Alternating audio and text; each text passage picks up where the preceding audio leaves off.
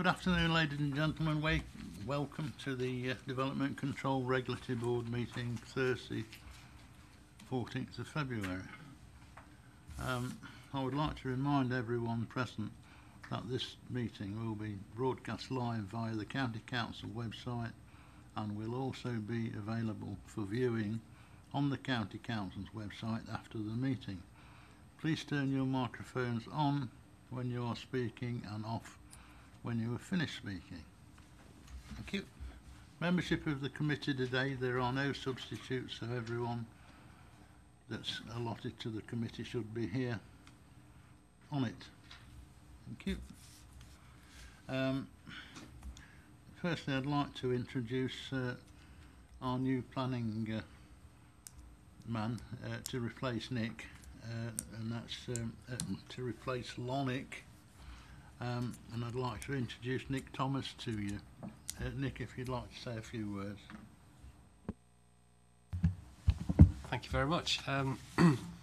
Yes, this is my first DCRB meeting, so yeah, it's nice to be here. I've been at the County Council for a month, having replaced Lonick. My background is 20 years in local government. I've worked at various local authorities before, most recently at Hinckley and Bosworth Borough Council, so I worked there for 4 years, so some familiar faces around the table. So I've got good familiarity with Leicestershire and the sorts of issues that are ongoing, and yeah, very much looking forward to working with you over the coming months as we deal with some of these challenging planning issues. Thank you.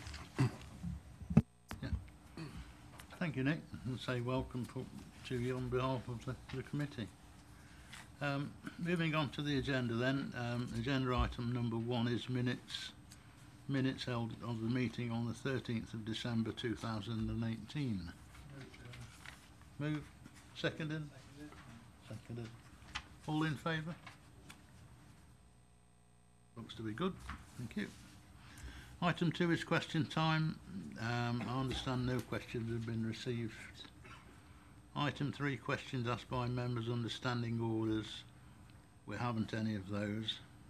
Item 4, to advise of any item that the chairman has decided to take as urgent elsewhere on the agenda. I haven't to do that. Item 5 is declarations of interest. It is noted that all members who are also members of a parish, town, district or liaison committee will have personal interest in those applications which relate to areas covered by those authorities. Are there any declarations? David? Yes, thank you, Chairman. I have sought advice from Mr Cross on this. Agenda item 7, Hunkett School. I have a 9-year-old grandson who is a pupil in the school. I'm advised that I should withdraw for this item, which I will do, Chairman. Thank you. Item number 6 is presentation of petitions. With no petitions have been received. So we move on to agenda item number 7 then. That is the application for a school classrooms at Ugglescote, which starts on page 7. Could I ask Nick to present this agenda item, please? Thank you.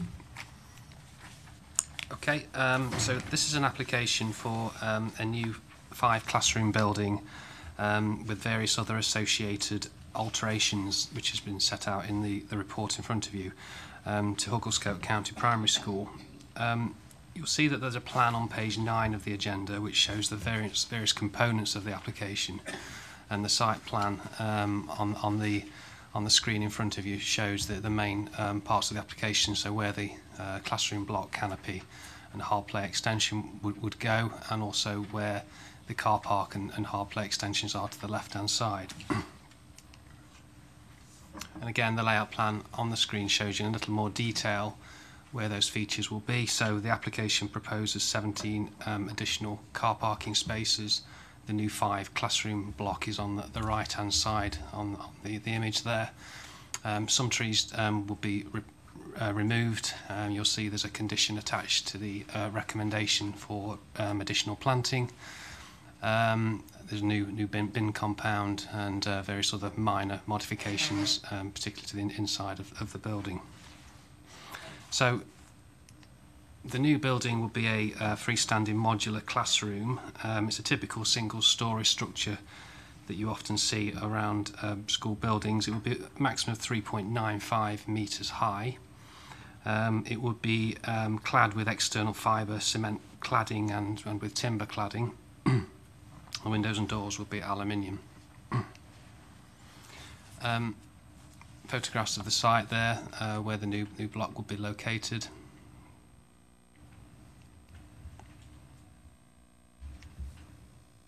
And there's a plan there on the screen which shows you where some of the other development that's taken place around the edge of Hugglescote and Colville. The annotation in the top right hand corner shows the scale of that development. So we have the development off Frierson Road, 208 houses, which has generated a demand for 63 pupils. We have Forest Road, which is on the right and top right hand corner, edged in green, for 30 houses, 9 pupils, and then the Grange Road development on the right hand side, 105 houses and 32 pupils. And there has been Section 106 contributions from those developments towards education provision, and the intention is that that money has been pulled and will work as contributions to fund the development that's proposed as part of this application.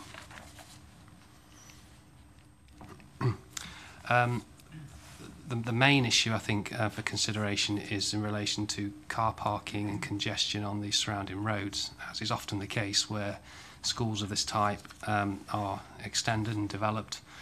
There are 17 additional parking spaces proposed. That will be more for staff than wouldn't be for drop-off of pupils.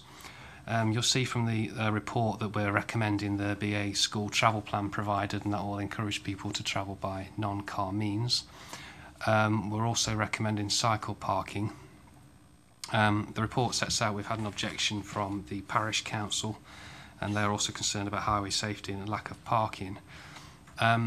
The Highway Authority, the County Highways, are happy that the development wouldn't cause a severe impact, although they do recognise the problems in the local area. We're recommending the school travel plan that will, as I say, discourage car use and hopefully encourage use for non-car modes. It's a difficult situation where you have an existing school and existing problems, but we think on balance that the application is acceptable, and on that basis we're recommending to you that permission be granted, subject to the conditions at the end of the report. Thank you. Thank you, Nick. If members just note, it's just a minor thing, but if you look at that site plan there and look at the one you've got in your pack, you'll see that the green outlines are numbered on the screen, but they're not on your pack. And there is also a square box in the top right hand corner of that which is not in your pack. It's just a minor thing that probably need to know. We've got one speaker today on items, and for this item Councillor Ryan wishes to speak. Would you like to sit over there, Terry?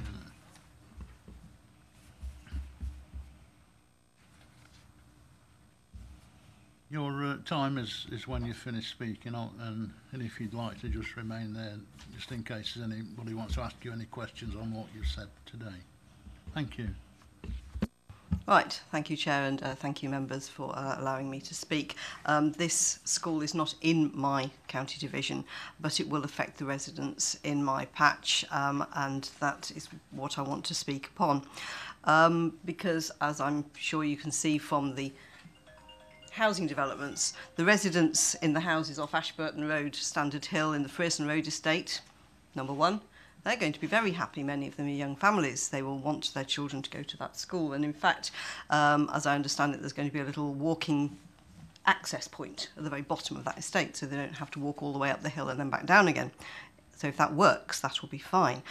The parish council has made some objections, but on the whole are pleased that it is our school that is going to be growing and healthy and thriving, but have raised concerns about the problem with parking, which has already been mentioned.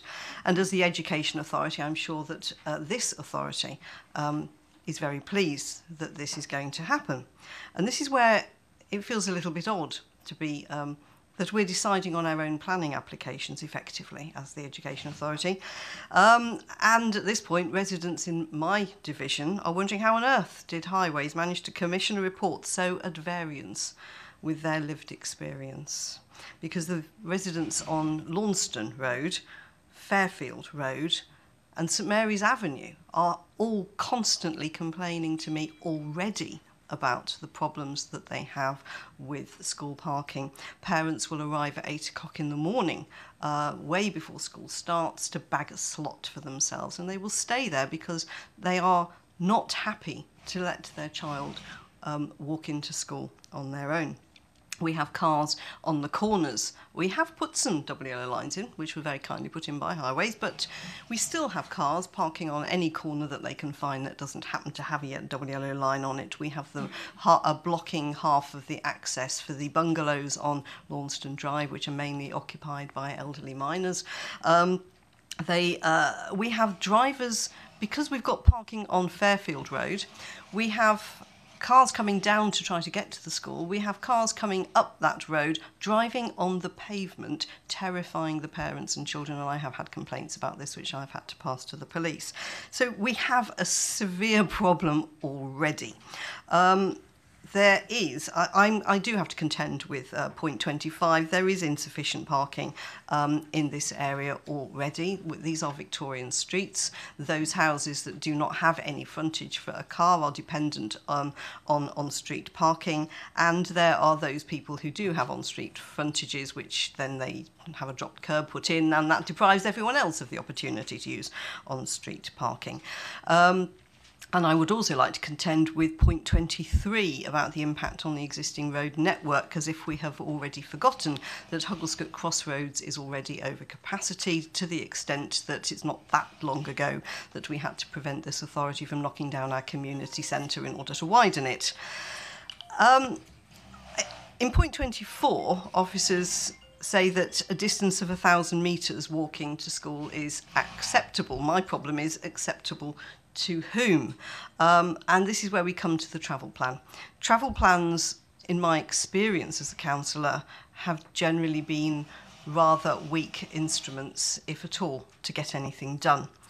And I would hope that in this case, that we can use the travel plan effectively to make walking to the school, and especially from the new estates, especially the ones the other side of Hugglescote Crossroads, not just acceptable, but the method of choice. And I hope as councillors for us to do is to think about what we could do to do more than hopefully encourage, as Nick Thomas put it, but to actually make it so that it is easier to walk your child, or for your child to walk to school, ideally without you as the parent, because you're off to work in your car probably, this being North West Leicestershire, where we're probably the highest use, I think it's the highest use in the country, according to the RAC, of people having to travel to work by car. So, in summary, Chair, I do hope that this development will be genuinely subject to the submission of an effective evidence-based travel plan in which the council can play its part. We have land at Donington Laheath Manor House, which would make an ideal drop-off point. We have a parish council willing to put a footpath across the land that they occupy, the parkland between Donington Laheath and the school, to enable children to be dropped off safely, so parents do not have to sit there for an hour, dropped off safely so that parents could be walked there using a walking bus. There are opportunities again to put walking buses along footpaths from the development the other side of the Grange Road Crossroads, but only if we all work together on this, because we have some land that would be useful. We also employ staff, crossing patrols, who would be able to help give parents the confidence they need to leave their car at home and send their child to school on foot. If this school is going to be here for the next generation of children, if we don't make these decisions now, then we are going to be regretting it in the future. Thank you, Councillor Ryan. Anyone, any questions for Councillor? Mr. Parton? No, no. No, it looks like you're free to go then. Oh, Michael. Oh. The question I would like to ask is the information about the travel plan, which you've highlighted. Have your ideas or the ideas for the parish council been submitted to the county planners for county highways or whoever it's got to go to for consideration? And did you get any feedback from the idea of using the manor? Have you had any feedback at all? Thank you. That's an excellent question, Councillor Wyatt. Yes, of course. This went into an early submission that I made. As I understand it, the parish council have put their comments in, and we have been told, oh, it'll be in the travel plan. My problem is I have little faith in travel plans. I would like them to have teeth.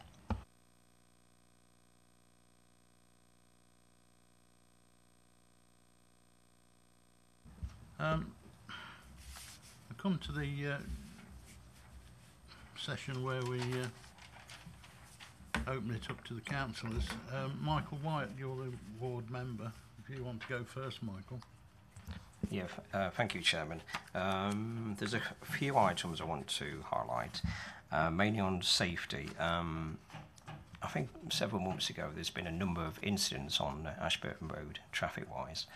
A lot of parents are very concerned about the way the entrance of this school is not properly made safe for children to leave or enter the school.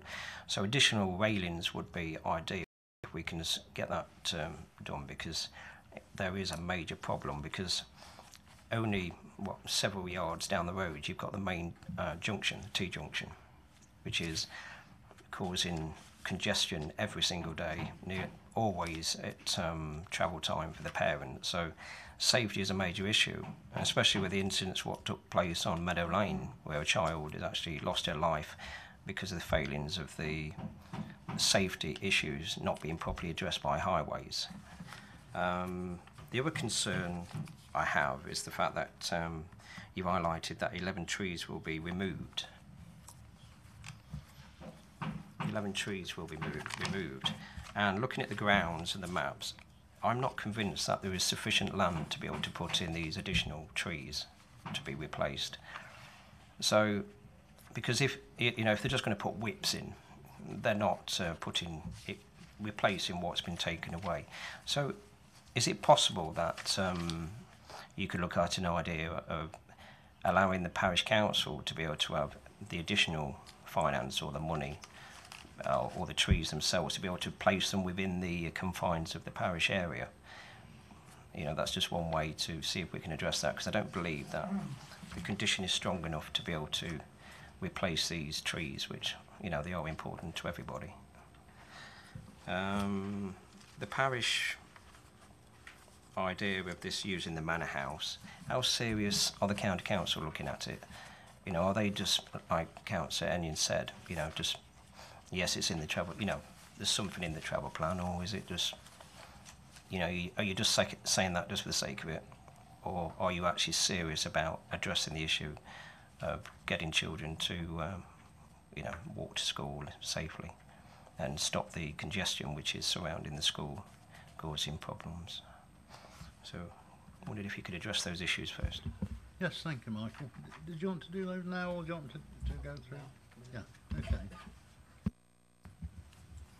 Thank you for those comments. Just take those in order. So firstly, in relation to safety, and you asked about whether there was the potential to put some additional railings in.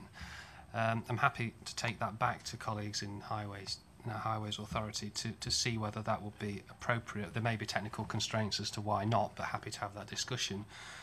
What I would say is I think we'd struggle to justify putting it on the back of this application, because it relates to more of an existing situation than something that's directly related to what's in front of us. But I think that it's a valid point, and I'm happy to take it back and see whether something can be done about that. Can I just briefly come back? My concern is the capacity. If you're having extra children coming out of that school, as you are, the space for children to be able to come out, what you're doing, you're forcing children at a peak, when they all come out at once. There's additional children, 100 children, going to be there on that same pavement, and they're struggling now to be able to, you know, sort of disperse up and down the road. And the problem we had up at Castle Rock School, the volume of children, it's just forcing children onto the road.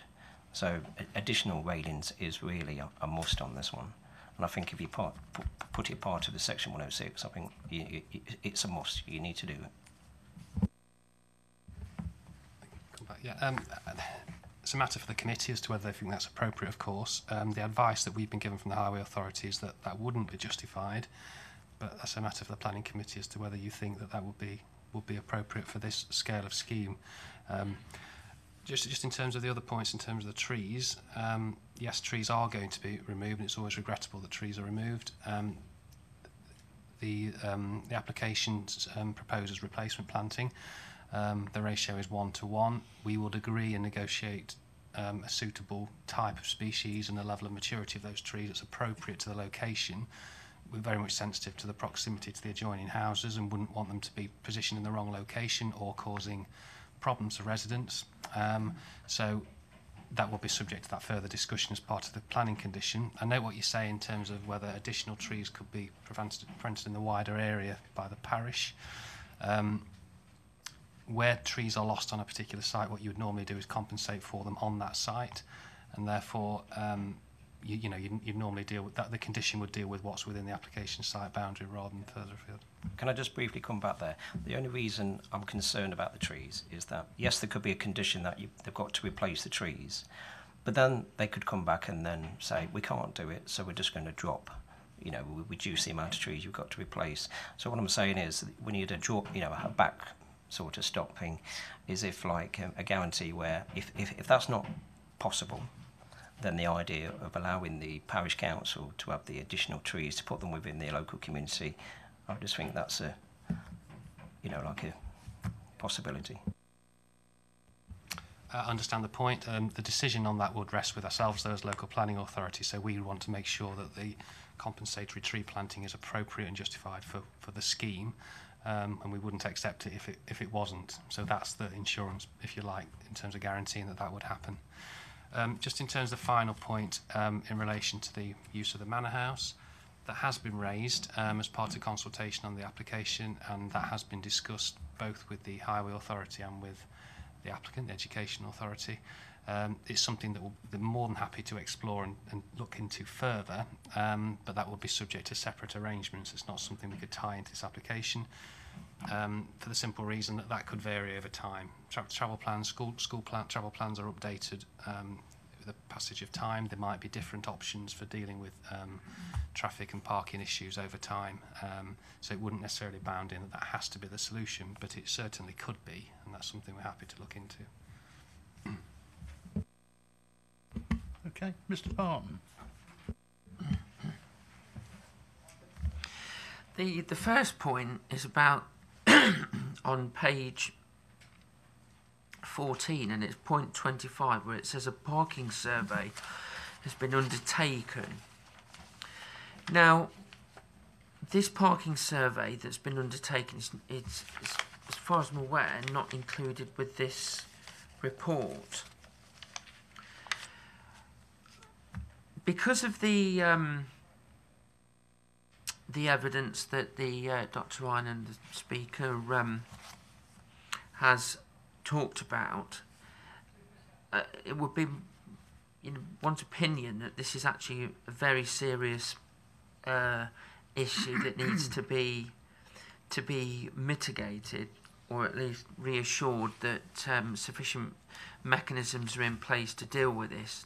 Now, given that this parking survey has not been included, it would be my opinion that it's such a serious issue that you know, if it was me, I'd be minded to defer this until we could reconvene and see this parking survey and see what it actually says.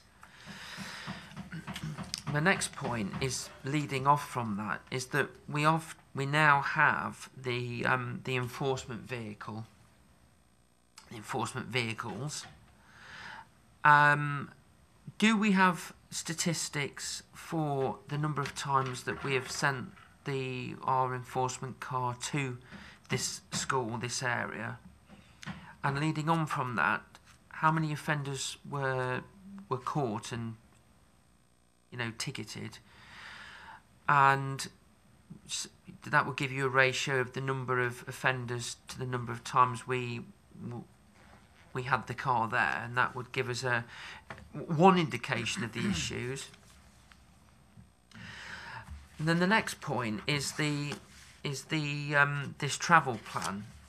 Now, am I right in saying that travel plans are advisory tools, they're not enforceable tools? So how often has a plan that LCC has put in place or insisted that a school has put in place been successful, and how does the council and moreover highways measure the success of a plan? When is it deemed successful and effective? Because so that's my next point. And then the third point is on page 16, it talks about the shortfall of pupil spaces. We've got 420 in the school at the moment, rising to 525, but then it says a shortfall of 96. Does that mean, this is this is seeking clarification, do we mean that once we have reached 525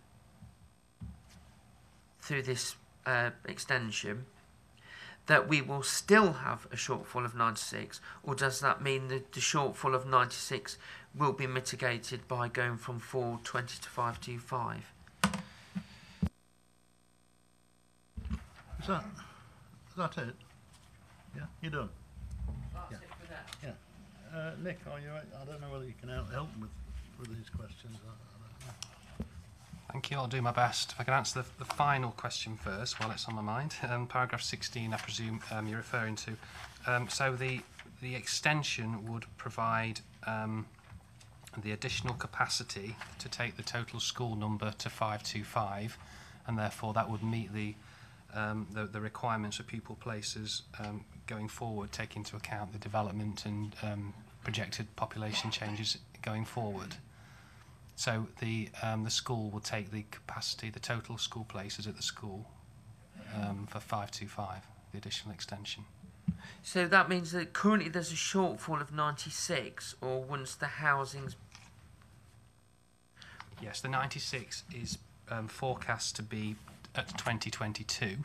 So this extension or freestanding building will meet that, absorb that shortfall. In relation to the other questions, so the enforcement car, I don't have the information about how many offences in this local area. That's something we could look at separately, but obviously for the purpose of this application, I'm not able to provide that information, but I don't have that to hand. In terms of the travel plan, the requirement, like any planning condition, is legally enforceable, and we would need to negotiate and agree a travel plan with the applicant, in this case the County Council's Higher Education Authority, in order to mitigate the impacts of the development, and that will include whatever reasonable steps and means are appropriate to mitigate against the impacts. And within those travel plans, in terms of measuring success, there will be targets. So there will be agreed targets for reducing car-borne travel, and that can be done by a whole range of ways, such as some of those that we've already talked about. It could be encouraging and promoting walking to school, making it safer. It could be shared trips, use of public transport. So a whole range of measures will be considered, and that would lead to the requirement to meet certain targets. Now, the actual not meeting those targets isn't necessarily not enforceable, but what that can do then is incorporate a review mechanism, so that there may be additional requirements needed in order to address and mitigate the impacts. So these documents are a living, changing document. It's not just one thing that you produce and then put it on a shelf and don't use it again. The idea is that you work with the school on an ongoing basis to mitigate against the impacts. I think the last point was about the report setting out the conclusions of a survey of traffic on surrounding streets. I'm sorry, I've taken that slightly out of order. that's a background report in the same way there's other background documents with planning applications, and it's obviously available as a black background report. We wouldn't normally append that to the report that you would see. But what that basically talks about is the capacity on the surrounding roads. And as I've said before, we know that we've heard before by others, there are congestion problems in this area. We absolutely recognise that. What that report's saying is further afield, there is capacity for parents to stop, albeit it means they're going to need to walk further, and it will sort of spread out further into the village. I hope that answers your question. Yeah, thank you very much. Mrs. Wright. I just wanted to just come back just one thing, please. So thank you very much. Given the evidence from the speaker, I really wouldn't feel happy about. I don't feel as if I've got the sufficient information to recommend acceptance. I would need to see this parking survey, so I would propose that we defer until the parking survey has been studied by the committee.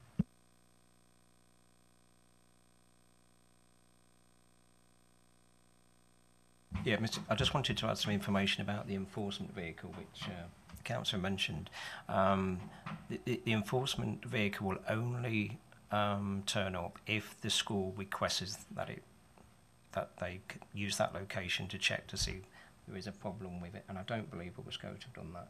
But we can request it, but we can't. You know, the county won't allow it until the school puts in a request, and that's why the information is not available. Right. Okay.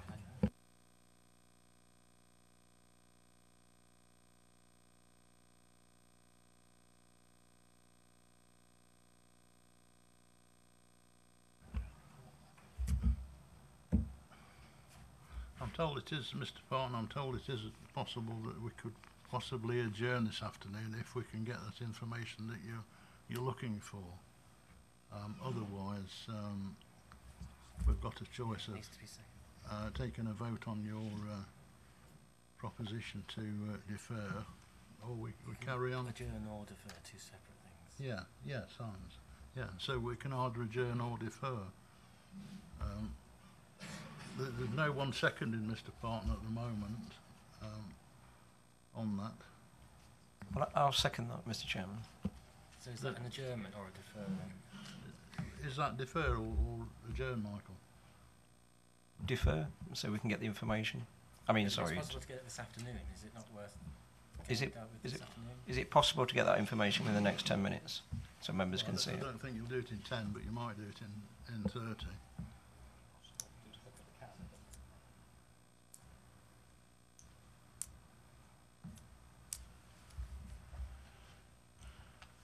If the information is not available, then obviously we're going to have to defer. But if the information can come to members within the next 10 minutes, then I think we could adjourn for 10 minutes and then get the information. Then we'll be able to make a better judgment. Are we able, Nick? Are you able to acquire this information or not? I mean, this is a document that's submitted by the applicant alongside all the other documents. So in that respect, it's no different to any of the submission documents that comes in with the application, in that the public have the opportunity to see that information, as do councillors from submission. Now, whether or not we can get a copy of that in the next 10 minutes, I'd have to go and see. I don't know how long the document is that we're referring to. We'd need to run copies off for members if that's what's required. So whether we could do that in 10 minutes without actually going through that process, I don't know. I think what we'll perhaps do then is take a vote on whether members want to defer this or whether they want to carry on. I think that might be the next way forward. Is that? I think that seems a sensible thing to do. Can I seek information, Chair? Okay. Are we able to understand the value of this new information that's coming to us? From the distance, I believe it's going to tell us the streets available 2 minutes, 3 minutes walk away, where there's plenty of easement in parking. Is that so, or am I just imagining that? Is that a fact?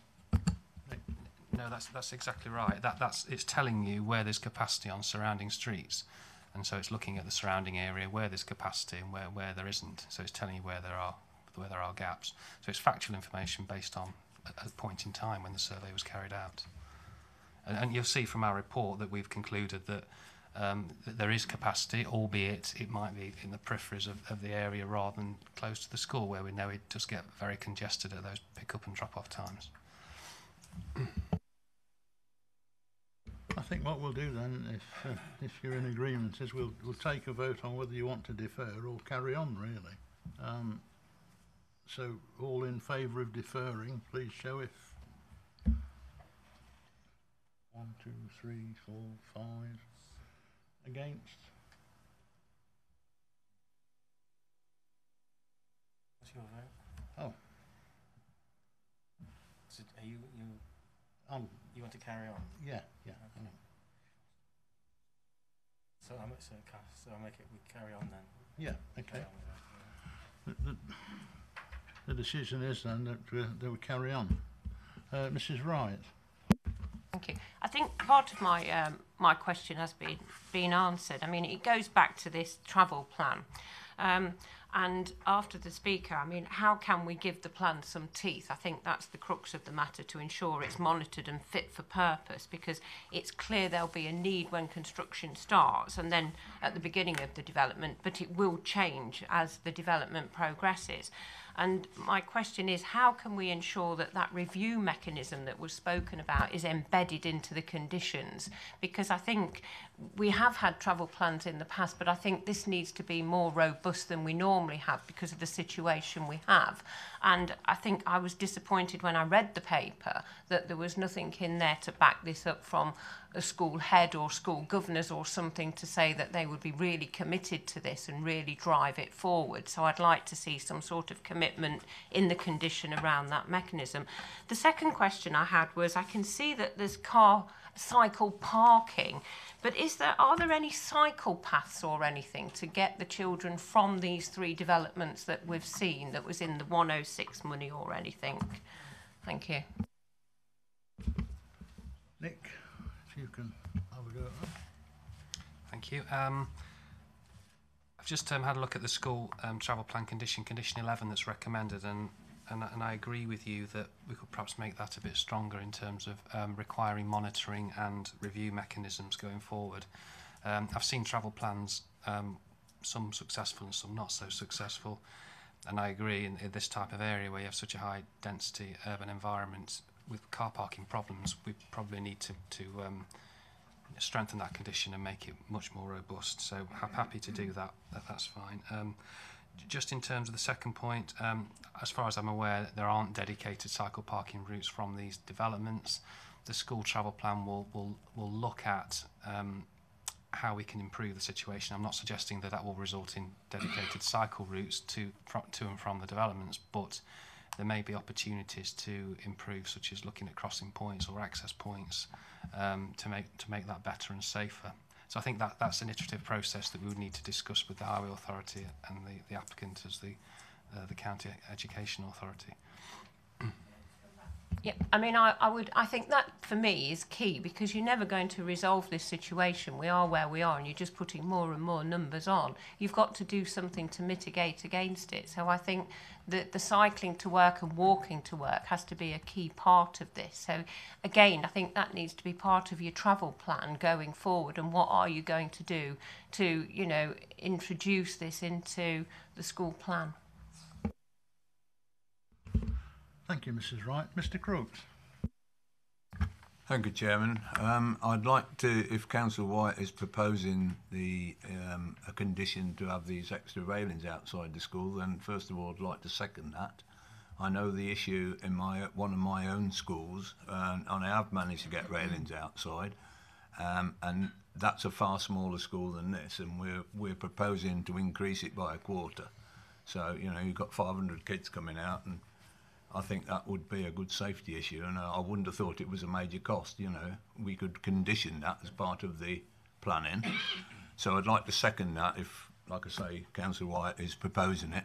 I was going to ask a question about the camera car, whether the school had signed up to it, and it seems, again, from Councillor Wyatt that it sounds like they haven't, and we could ask the question why not, you know, because that will encourage people to park properly and not dangerously like they do outside some schools. Certainly one of the schools that I represent, they block people's drives and they can't get out to work and all sorts of things. So I think that, you know, we should be looking at that as part of the travel plan. And the other one I was going to ask was about the access round the back to the bin stores and that roadway that goes between railings on the plan, the width of that for dustbin lorries.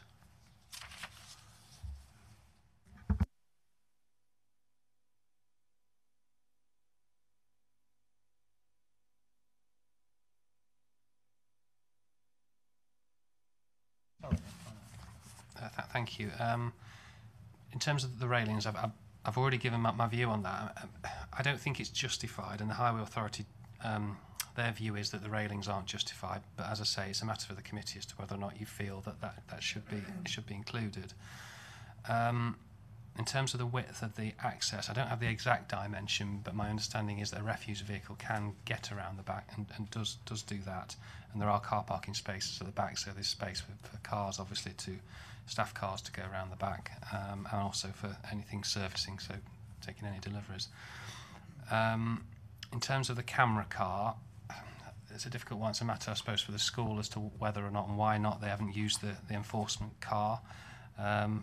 Certainly can speak to our colleagues, the applicant, to see whether or not that's been taken up with them and whether they feel that would be necessary or whether they're aware of it and feel that would help. Okay. Thank you, Anthony. I don't really know whether schools are notified about this camera car or whether they even know it exists. Mr. Chairman, just to add to that, the enforcement vehicle, all schools in Leicestershire were sent an email and they was asked to acknowledge if they would like the vehicle car to attend their school or not. Right. And then they were put on a list, and if they didn't respond, they're not on the list. And several schools in North West Leicestershire haven't asked to be on the list, and that's what's happened. Broomley School was one of them. I contacted the Ed then put in a request, and then now they've been added to the list. So that's the process, that's what's happened. A lot of schools have failed to acknowledge or even respond to that email. Oh, right. Thank you, Michael. Sean? Yeah, I think it does hinge somewhat on this condition that we're trying to apply and strengthen with regards to the school travel plan. And part of the difficulty is that the first sentence in that condition says that no part of the development hereby permitted shall be first occupied until the school travel plan is in place, etc. So we've got something quite concrete there to hold over them. We could, in theory, stop the building proceeding if that school travel plan wasn't there. Then we see the next sentence, which says, thereafter the agreed school travel plan shall be implemented in accordance with the approved details. There's nothing really concrete that we can hold over them as a penalty, and I think that's what we need to get into, find some way of holding something back or locking them into some memorandum of understanding so that they've got to proceed with it and implement it as agreed. We can't just leave it to a very weak and woolly step.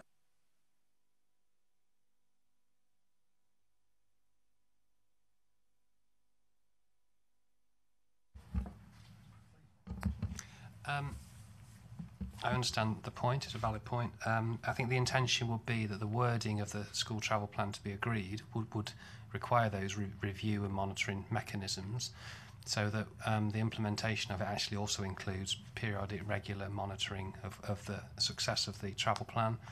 And if it's not working effectively, then that would need to be reviewed and agreed, and there'd be timescales as to when that needs to be done, and there'd be specific targets as to what needs to be achieved.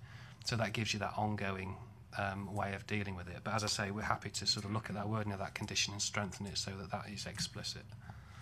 Yeah, I think there needs to be something quite clear that if the review was found that the school travel plan wasn't being satisfactorily implemented, we could actually do something about it, because without that, you haven't really got a lot to hold over them.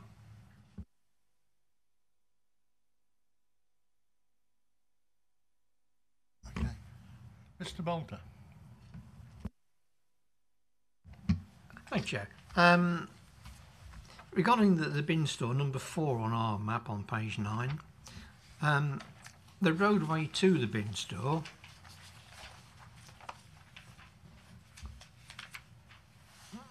the plan officer already said he doesn't know how wide the road is. Bin lorries are perhaps the widest lorries on the roads. And I want some assurance you can actually get around that corner. Because unless we do county highways have got the formula to get around the corner, and I'm not teaching you how to do it, but I suspect that it will be extremely difficult for a bin lorry to get around a right angle bend, especially if you've got railings there as well. Also, it concerns me because how do you know somebody's not coming down that road when you're coming out? Is it wide enough for 2 vehicles to pass? Is it wide enough for a bin lorry and a car to pass on that road? I'd have thought it would be extremely dangerous for a bin lorry or anybody to start reversing all that around that length, because you can't see what's coming into the entrance.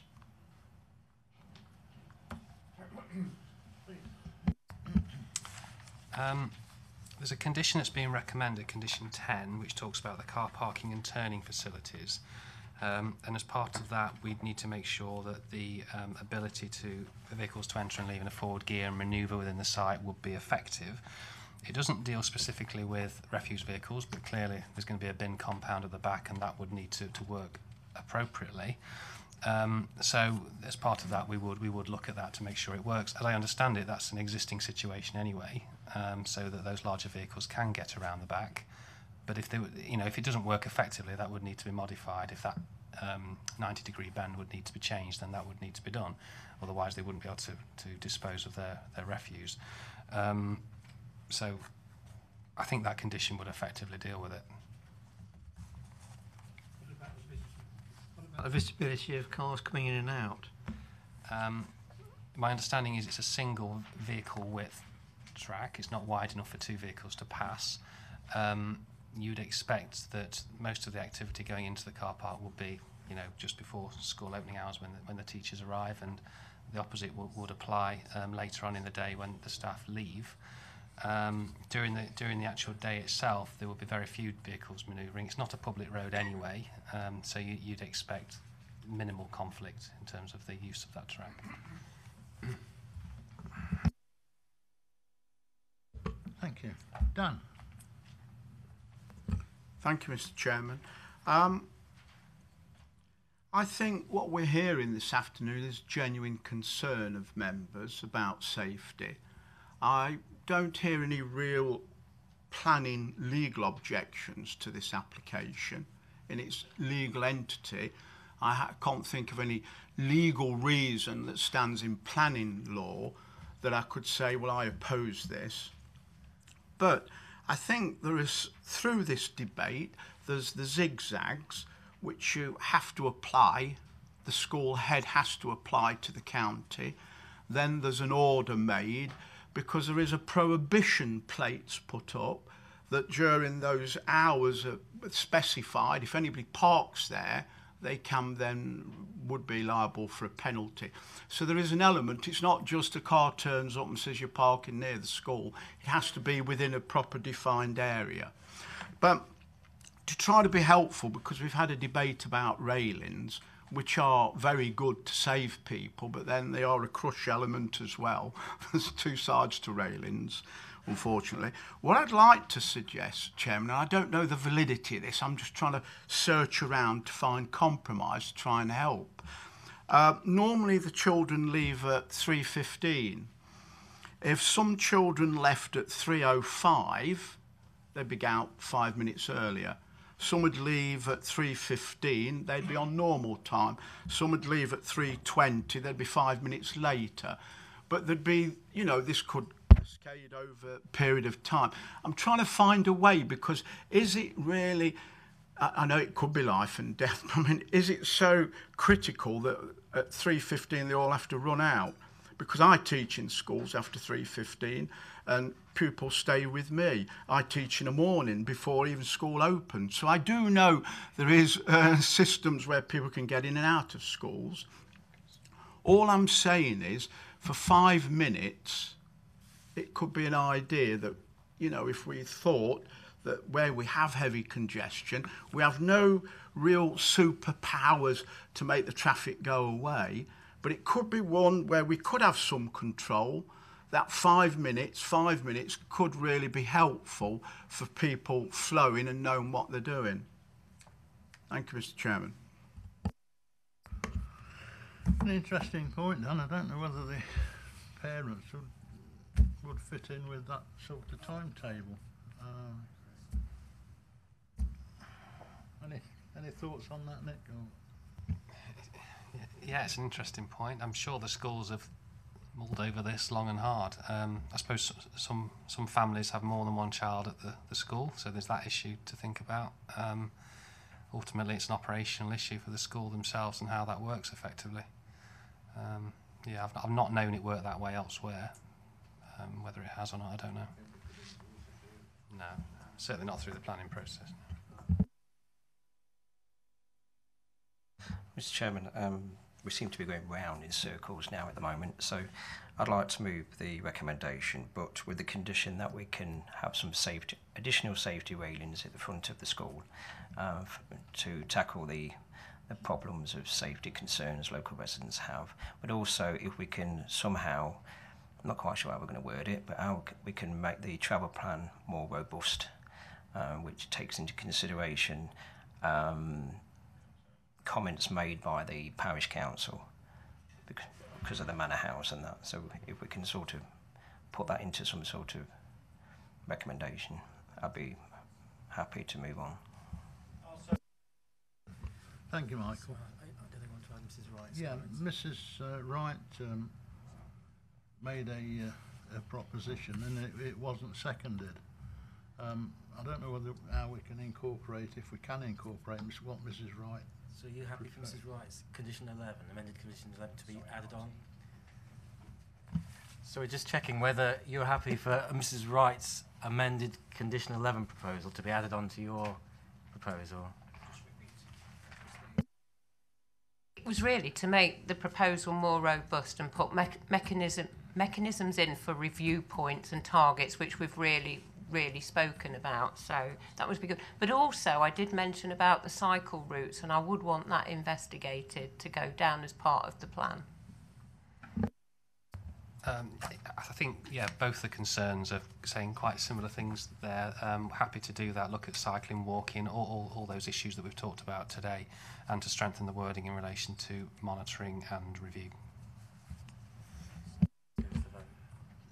Anthony, did you want to? I'm just going to ask Anthony if he wants to make any comments before we go to a vote. Yes, thank you, Chairman. No specific comment on the proposal now before you, but just perhaps to pick up the comment Dr. Island made about concerns she'd heard about whether the County Council is the right forum to make this decision, the issue of determining its own planning application. And of course the law does allow local authorities, like the County Council, indeed all local authorities, to grant permission for their own development. Clearly this is an education function, so it's well within the ambit of its own development. The County Council, as you know, has been looking in recent months to widen the use of Regulation 3 powers, so you've recently considered an application for commercial development. Having taken external legal advice, it was shown that that was appropriate, so it's an embryonic sort of process. But perhaps more importantly, the robust debate you've had over the last nearly an hour perhaps illustrates quite clearly the independence of DCRB in terms of the fact you're not whipped in your making planning decisions, and you've demonstrated that you're prepared to look at an issue and debate it robustly and come forward with proposals to try and ameliorate concerns, subject of course to the decision you're about to take. That's it. Thank you, Chairman. Thank you, Anthony. If everyone's clear then of what we're voting for, Michael's proposition, well, all in favour of the proposition then?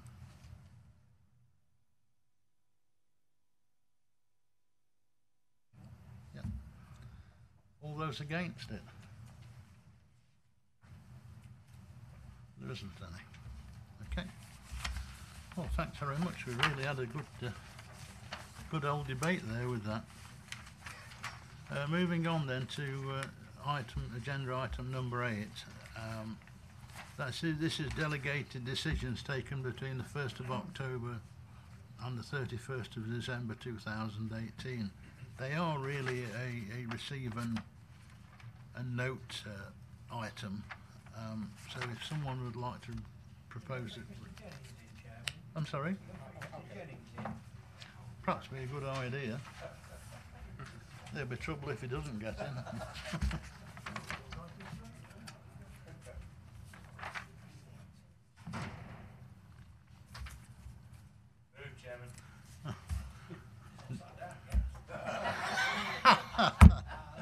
David, I was guilty of starting without you, mate. I do apologise. I was really reminded by Mr. Bolt to say you have got a friend here at least. Okay, so agenda item number 8 is delegated decisions. These are decisions taken between the 1st of October and the 31st of December 2018. They are receive and note items. Would someone move that receive them? Second. All in favour? Thank you. Likewise with agenda item number 9, these are tree works, which are on page 27, 28, 29, 30, 31, crikey, 32, 33, 34, 35. Somebody's been busy with those. Would like someone to move that we receive them, note them? Yeah. Okay, thank you very much. All in favour? Thank you. Agenda item number 10 is any other items the Chairman has decided to take as urgent. I haven't any of those. Item number 11 is Chairman's announcements. Well, as usual, thank you very much for coming. We've had a really good debate today. Thank you. And close the meeting.